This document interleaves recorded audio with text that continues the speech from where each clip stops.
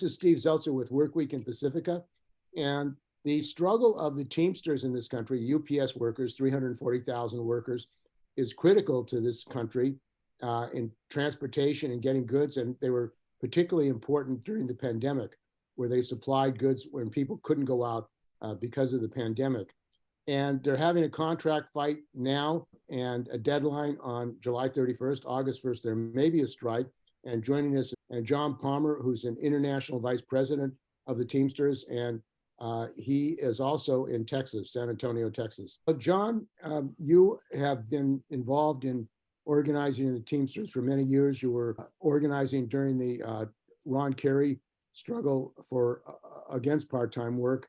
Why don't you talk about your issues today, what your concerns are as far as this upcoming UPS contract, because it sounds they're not getting specific figures from President Sean O'Brien. I find a little surprising, based on the fact that we ran with a group of folks that assured the members this was going to be open and transparent. There was going to be rank and file involvement,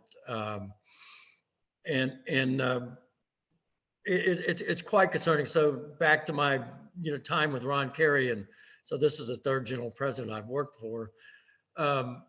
The part-timers have always been the lost group, the group that's been overlooked and basically ignored in every one of these. I think Jess's point about, the wages, a driver making $40+ an hour who works very hard. I'm not here to say that those folks don't deserve that. We're talking about a company that makes $3 billion profit every single quarter over the sweat of people like Jess. And look, working nights is not easy either. I've done it. The secrecy, the folks that are on the negotiating committee had to sign non-disclosure agreements. Our members deserve. I know there's internal stuff that you can't know everything, but we need to at least know where some semblance of insight for our membership, and it's just not there. $25 should be a minimum. $20 an hour was what this group that I ran with argued for 7 or 8 years ago. Had they had 15 minimum, they would have got to 20 by the end of the contract.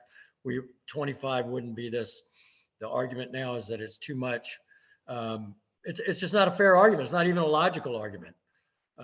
So that it's got to be fixed, and somebody's got to stand up and say they're for it. I am definitely for 25, and 25 should be the bare minimum. And this was taken up by Teamsters for Democratic Union in the past. They said as well that you have to fight the discrimination against part-time workers. Part-time workers make up a large percentage of the workforce at UPS, and that means people are struggling to survive on part-time work. What's happened in regard to that? Because it seems that the fact that the national union leadership has not said they're going to stick with $25 an hour. They've not made a specific thing.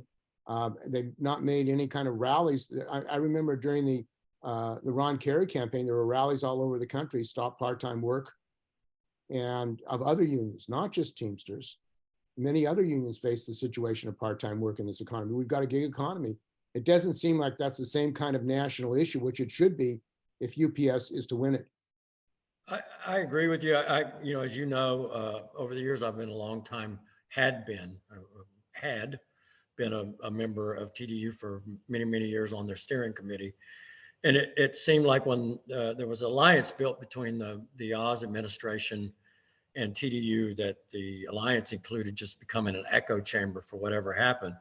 I think we need a legitimate platform for workers to scream from.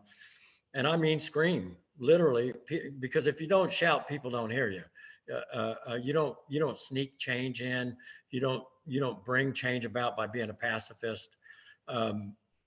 I personally feel like that's sort of where I'm at right now. I'm going to speak out for the members. The members are the ones that are shouting all over the country. They're telling me how dissatisfied they are, and keeping people in the dark. That was a big part of the campaign that they ran. TDU has lost itself as far as I'm concerned. They're not exposing some of the issues that have come up and the false steps of the current administration. If you're going to be a watchdog, be a watchdog. If you're going to be a lapdog, go sit on the couch. And I mean, this issue of transparency, the Teamsters are not the only union that have had these corporate non-disclosure agreements. The idea of a non-disclosure agreement with the boss right off the bat sounds pretty bad, but your Teamsters are not unique. The same thing was in the ILWU. They had a non-disclosure agreement telling longshoremen not to speak out, be quiet. I mean, imagine that. ILWU telling the members, be quiet, don't talk about your issues, don't publicize the health and safety problems, automation, all the issues facing longshore workers like Teamsters.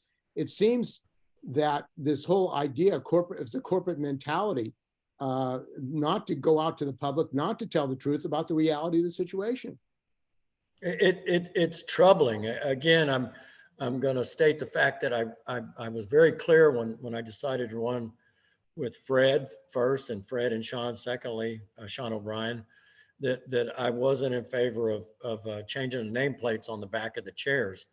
And I see absolutely no change in this corporate attitude, corporate unionism that's occurring in the Teamsters.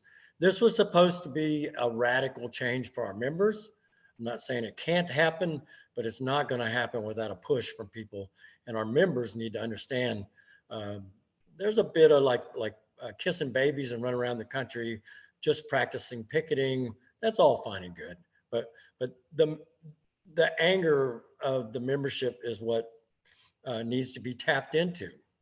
Well, the voices like you, Jess, speaking out about your situation as a mother, trying to take care of your kids and working a job where you have to, work at night and then come in, take care of your kids. I mean, have there been rallies in your area for workers such as yourself to speak out about what your conditions are? In other words, workers have to hear in this country what you're facing. And you're not. Yeah, there actually have been some rallies. There's actually Delta workers are trying to organize right now. So that's really big. Teamsters is one of the unions that are trying to help them get organized and take Delta on. So there was just a rally a few weeks back with that. Yeah, people are coming together. It was a very small, we went to corporate and we chanted to try to get somebody to speak to them from corporate. Workers are not happy. Workers are not treated well. Workers are exploited, and it's got to come to an end. We got to give people respect. And this contract has been negotiated for some time. The position of apparently is that unless there's do you feel that if there's no contract, you should not work? John, I mean, if you don't have a contract, I mean, it sounds like absolutely at the last minute, they're going to come up with the proposed contract. John, do you think that's the best way to do it? I mean, how do you think it should go? I want to be very smart about how I speak. I've never seen this strategy before. My experience with last, best, and final is when the company just doesn't want to budge anymore. It's the first time I've seen a union actually ask the company for last, best, and final. Doesn't mean it hasn't happened before, but it's a peculiar strategy. If it works, then I'll take my hat off, tip my hat, and say, great job.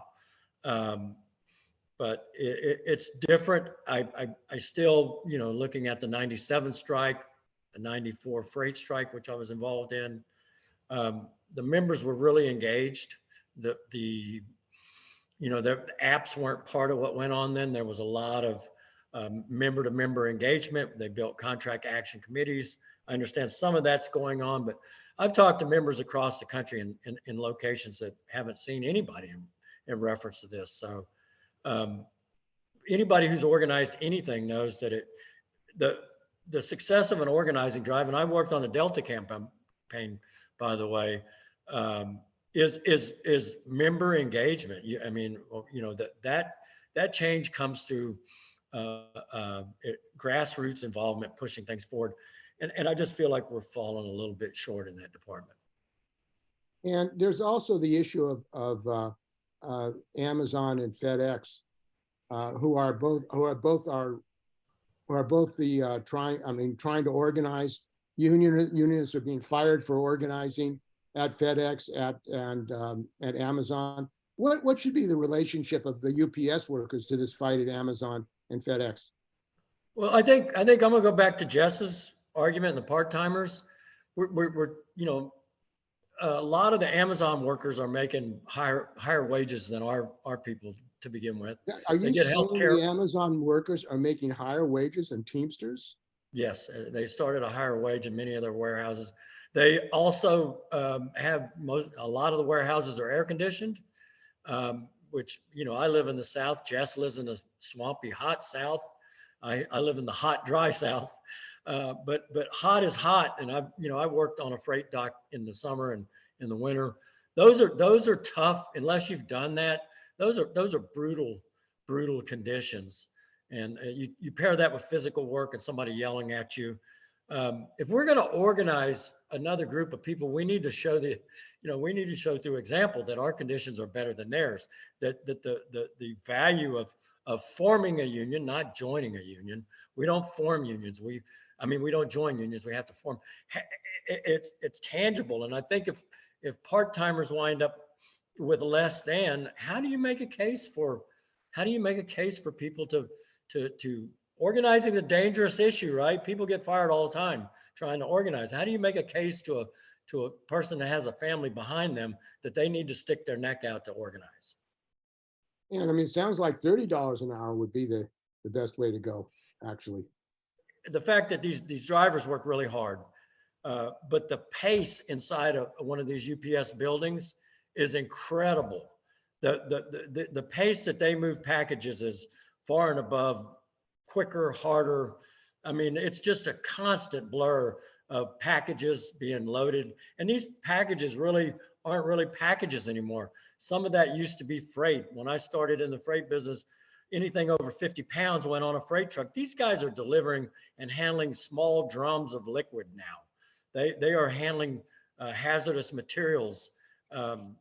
People have no idea how backbreaking and dangerous this work is. It's dangerous work.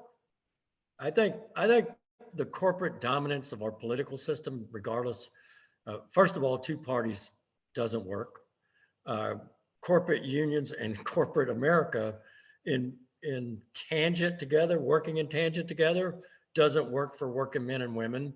Amen. I hope something comes out of this movement that gives workers a broader voice, not only in the United States, but across the world, because we have been losing for my entire tenure as a Teamster. 36 years I've been a Teamster. I caught the tail end of the greatness of the Teamster Union. It's not the members' fault that labor's in decline. Frankly, it's the leadership's fault.